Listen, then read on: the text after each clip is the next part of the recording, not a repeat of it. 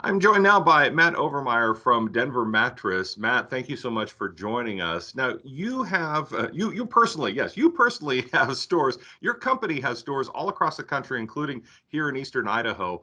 Tell me a little bit about how, since the coronavirus broke out, how has your company changed or adapted the way you're doing business?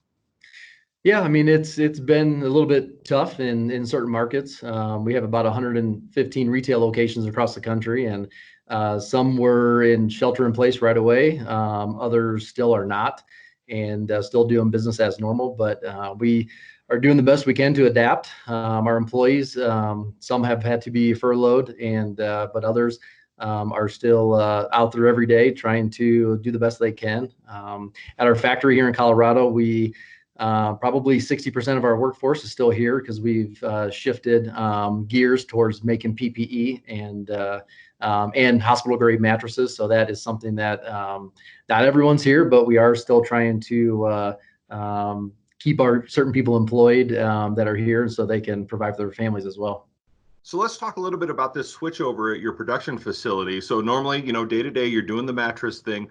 Yep. What was the genesis behind the idea to say, hey, listen, we can make hospital masks and PPE for healthcare workers? What was that conversation like?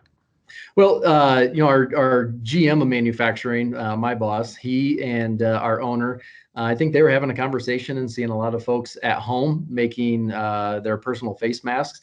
And I think they got to talking and found out that, we have multi-million-dollar quilting machines that can run any type of fabric. So we got together about 2.5 weeks ago, and him and I and our factory management, we decided to start to go through some of the material that we use every day in mattress production, and started with about 15 prototypes and narrowed it down to one 4-layer style of mask, and that's pretty much what we've been working on for the last. Today's the 13th day of production that we've been making these.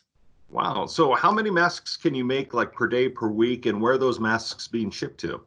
So the first day, in a 10-hour day, we made about just a little over 1,000 masks, and that was probably 35 people working on them. As of yesterday, we have probably 60 people working on them, and we were able to do a little over 17,000.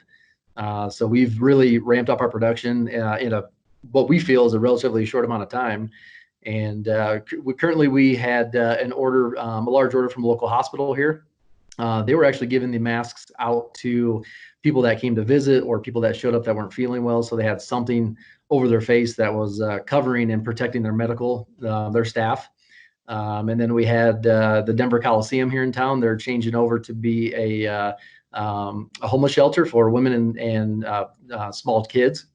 So we sent another a little over 25,000 masks there just a couple of days ago. And just as of Monday, we started opening up to kind of more general, anybody that might need one. So we've sold them from 30 of them here and there to 1,800 of them to we just started working on an order right now for another 14,000 going to another complex here Wow. for a homeless shelter.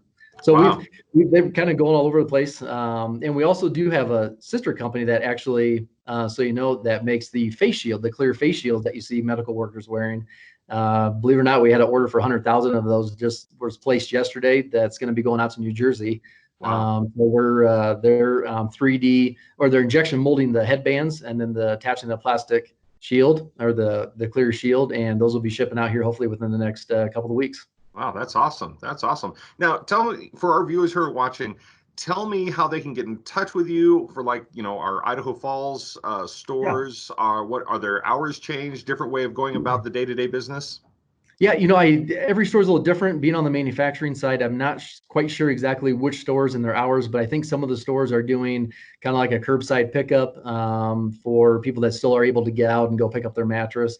I do believe some markets are also still doing deliveries, but they can still go through their normal channels. The store managers are still they have their phones. I think some of them are even having their office lines forwarded to cell phones so they can try to help answer questions for customers. But our website is still a great place. That's where they can place orders for not only mattresses or other items, but also for getting in touch with if anybody were to need a large quantity of face masks or face shields. Okay, fantastic. Matt, thank you so much for joining us today. Stay safe and stay healthy, okay? Okay, thank you as well. Thanks for having me.